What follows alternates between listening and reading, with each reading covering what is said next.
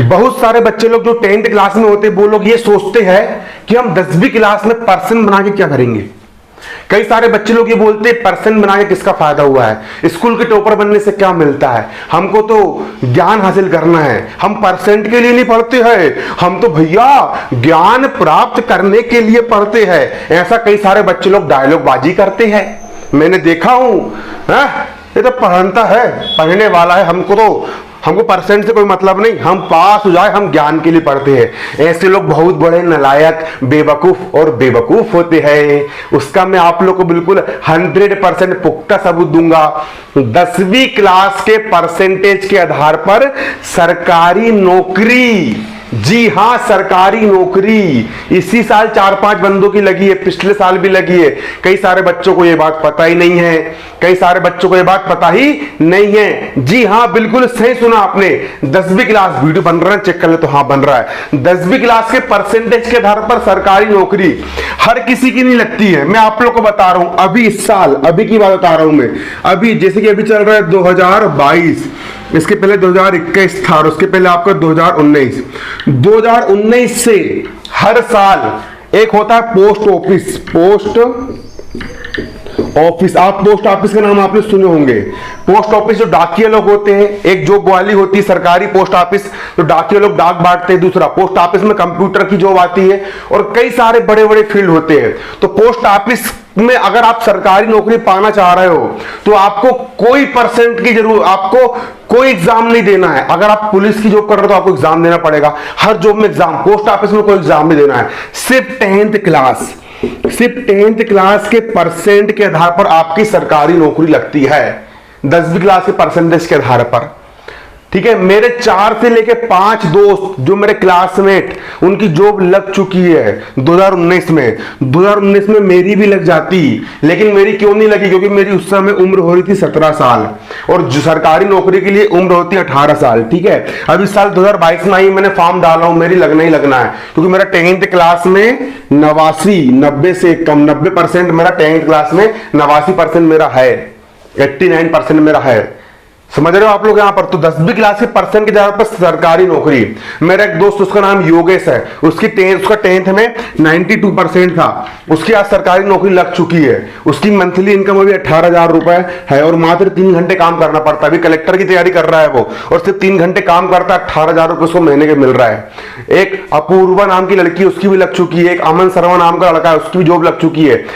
कई सारे बंदों की जॉब लग चुकी है। और तुम लोग बोलते 10वीं क्लास में पर्सन बनाने का क्या फायदा, भाई बहुत फायदा मिलता है।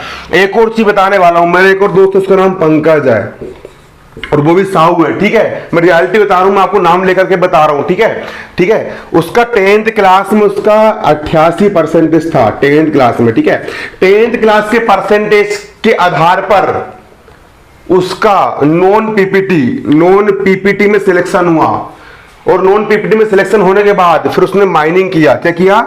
माइनिंग किया। और जितनी भी कोयले की जो खदान होती है, माइनिंग खदान जो होती है, कोयले की जो खदान होती है, उस पर उसकी आज क्या लग चुकी है, जॉब लग चुकी है। उसकी 20,000 रुपए पर मंथ की उसकी सैलरी है। गरीब फैमिली था बेचारा वो, और आज उसका 20,000 रुपए महीने का वो कमा रहा। किसके दम पे? 10th क्लास के परसेंटेज के दम पे।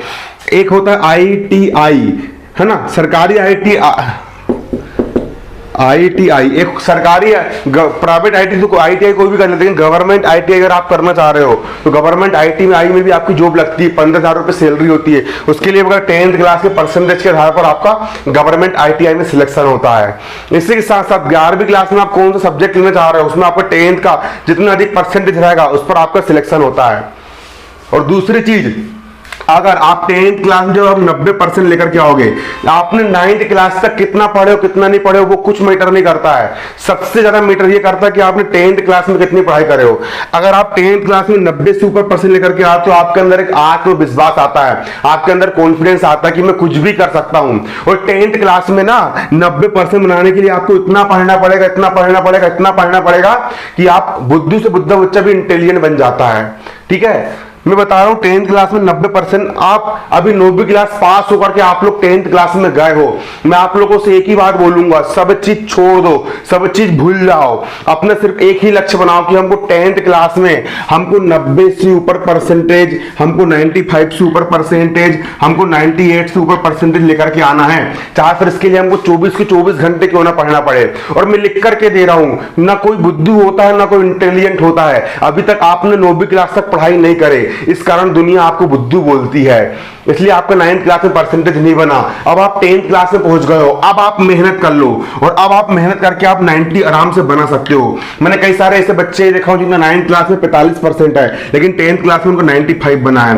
तो सबसे पहले आपको अपना लक्ष्य बनाना पड़ेगा कि मेरे को 10th क्लास में 90, बड़ा से बड़ा सोचो, बड़ा से बड़ा लक्ष्य बनाओ। छोटा जो बच्चा 70 का सोच रहा है ना, वो उसका 60 ही बनेगा। जो पास होने की सोच रहा है वो फेल हो जाएगा, जो 80 की सोच रहा है वो 75 बनाएगा, जो 98 की सोच रहा है वो 95 बनाएगा। इसलिए बड़ा से बड़ा सोचो, जितना बड़ा सोचोगे उतना बनेगा। सोचने के बाद, सोचने से कुछ नहीं होगा, सोच लिए आप लोगों ने उसका काम करना पड़ेगा। रोज 5 घंटे 6 घंटे पढ़ना पड़ेगा। जितना मैं पढ़ा रहा हूँ, गणित विज्ञान सामाजिक विज्ञान जो कुछ भी मैं पढ़ा रहा हूँ रोज लाइव आप लोग को शाम 4 बजे, उसकी डेली क्लास लगाना पड़ेगा। आप लोग को पूरे प्रॉपर नोट्स बनाना पड़ेगा, रोज का रोज याद करना पड़ेगा, रोज 5 घंटे 6 घंटे आपको पढ़ना पड़ेगा, तब कहीं जाकर के आपका परसेंटेज बढ़ेगा। ठीक है, तो आप अभी से पढ़ना शुरू कर दो, शुरुआत शुरू कर दो। अभी गर्मी की छुट्टी चल रही है, आप लोग अभी से पढ़ना शुरू कर दो। तुम्हारे सारे दोस्त अभी लोग सो रहे हैं, तुम लोग अभी से पढ़ना शुरू कर दो। अगर तुम अभी से पढ़ना शुरू कर दोगे तो मजाक नहीं कर रहा हूं, तुमको 10th क्लास का टॉपर बनने से कोई नहीं रोक पाएगा। और लाइव क्लास पूरी लगाओ, पूरा लाइव क्लास लगाओ, रोज देखो वीडियो, रोज शाम 4 बजे जो लाइव क्लास आ रहे हैं उनको रोज लगाओ। धन्यवाद, जय हिंद, जय भारत।